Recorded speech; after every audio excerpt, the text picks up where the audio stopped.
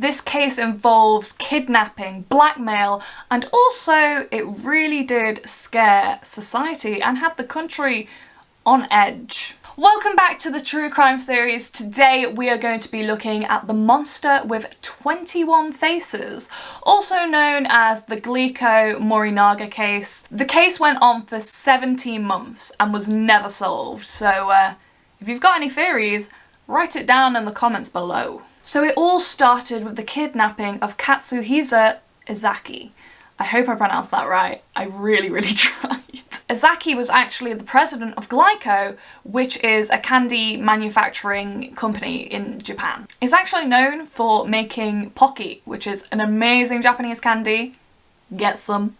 It's good. So around 9 PM on March the 18th, 1984, two armed men broke into Ezaki's mother's house. Their intention was to get the spare key so they could break into his house.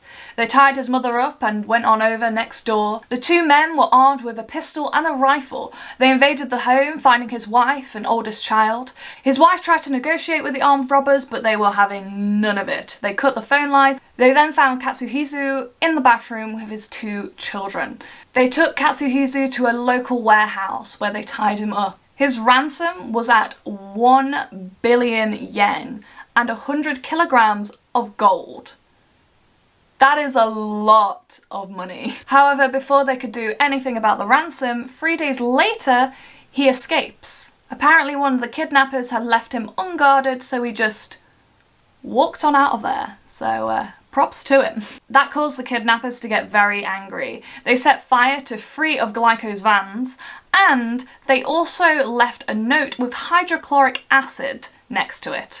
You know, as you do. And this note was signed by the monster with 21 faces. More letters started to come, and one of these letters claimed that some of their products had been laced with potassium cyanide, as they had previously broken into the factories to set fire to the vans and also leave the note. So Glico decided to pull $21 million worth of stock back off the shelves to make sure that none of these products had been laced. This caused the company's stocks to plummet, and they also had to let go of 450 employees. Despite all these threats, none of the candy was found to be contaminated, which I can see as a rather infuriating for the company. The monster with 21 faces wanted money for them to stop these attacks on the company. However, Glico never wanted to pay this money. I mean, I don't see why they would. The monster then started sending letters to the police and to the media. One of the letters started with, "Dear dumb police officers." I mean, that's one way to really annoy the police. They even decided to give a clue in their letter, saying, "You seem to be lost. We'll give you a clue. We entered the factory by the front gate."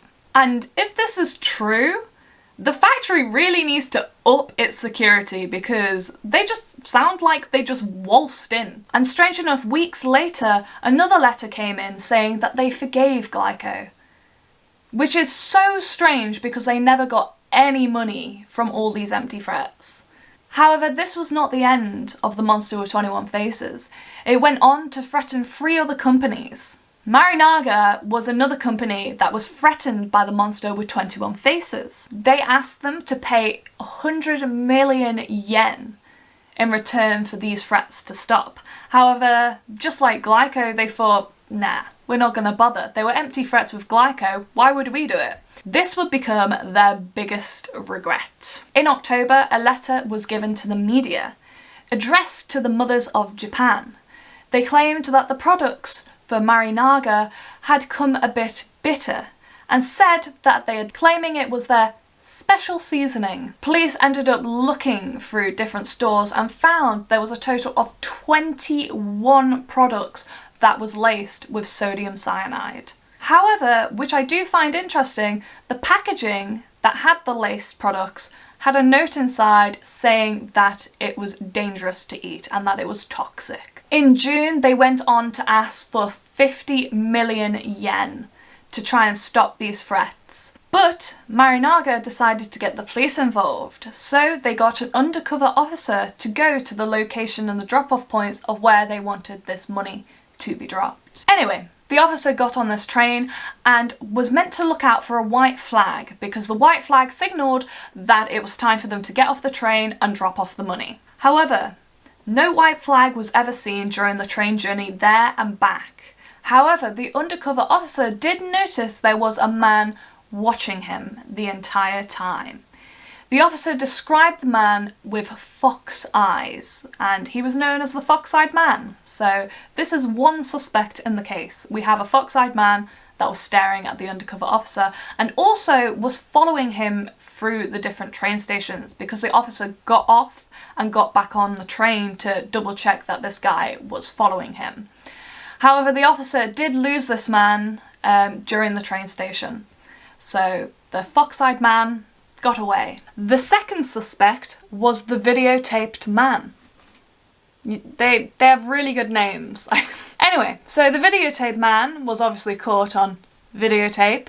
He was putting Pocky back onto the shelves of different stores. However, the police thought this might have been the same person because they looked quite similar. So the police decided to throw out the sketch, put it in the newspapers and see if anyone could recognise the fox-eyed man / videotape man / combination man. However, months went by and nobody recognised the sketch. Nobody identified them and the case just went cold. The public was absolutely outraged by the lack of progress in this case. And this got quite much for the police officer in charge, the commander, who unfortunately took his own life. And then 5 days after his death, a letter came from the Monster with 21 Faces. This was their final letter and they sent their condolences for the officer that had took his own life. They stated that they weren't targeting food companies anymore and that they were going into the wider world, maybe Paris, maybe Berlin. And from that, the case went cold and the Monster with 21 Faces never really came back. So let's take a look at what we know from the Monster with 21 Faces. We don't really have a lot to go off. We have the fox-eyed man and the videotape man, which could be the same man, but we don't really know. I find it very interesting that they were called the Monster with 21 Faces. The origin of this is from a detective novel and the monster was the villain of the story. I think it would be quite cool if maybe there was 21 people involved, which is why they chose the Monster with 21 Faces. But for sure we know there were 2 kidnappers, fox-eyed man, videotape man.